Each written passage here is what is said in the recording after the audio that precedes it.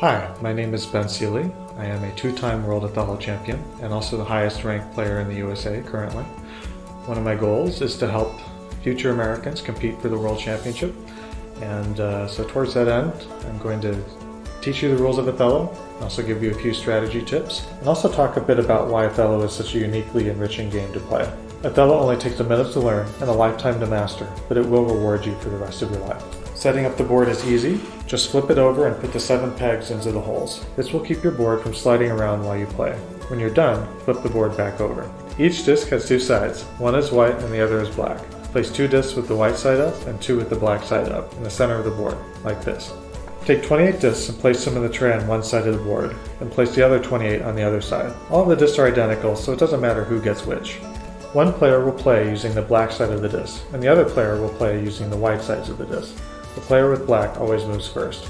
The object of the game is to have the most discs face up on the board after the last move. One of the great things about Othello is that the lead can change lots of times, even on the last move. On each turn, there's only one type of move you can make. You place a disc with your color face up so that you trap one or more of your opponent's discs between your old disc and the new disc you are adding to the board.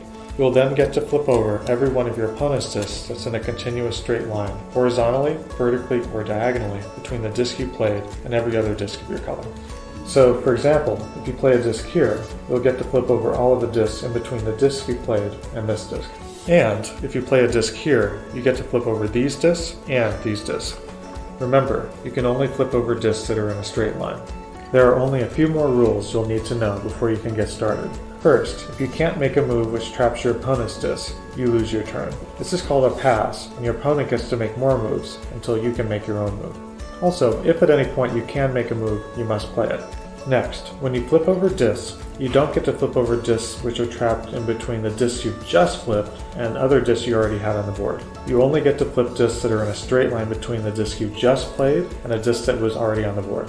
You must flip over all of the discs that can be flipped, even if it's not to your advantage to do so. Once you've played a disc, it can't be moved.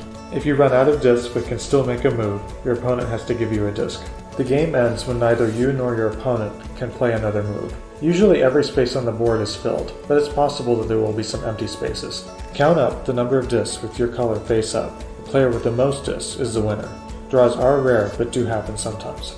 If you've played a lot and you're playing against a beginner, here is something you can do to even things up a little bit. Set up the board so that the beginner starts with either 1, 2, 3, or 4 discs on the corners, depending on how much of a boost you want to give to the beginner. And now, here are a few tips that I learned along the way to becoming a world champion.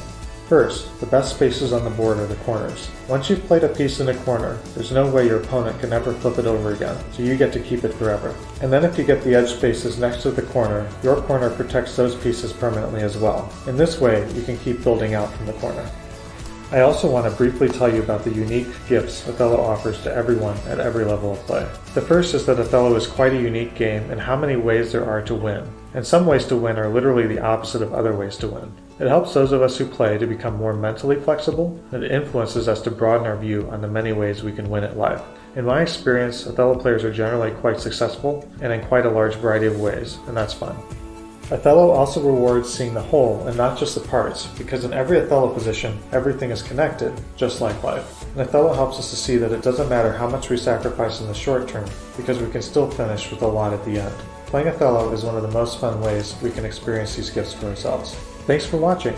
I hope you enjoy playing Othello for years to come, and maybe you too can become world champion one day, or at least champion of your home, school, or office. For more information, or if you're interested in joining the US Othello Association, please visit www.usothello.org.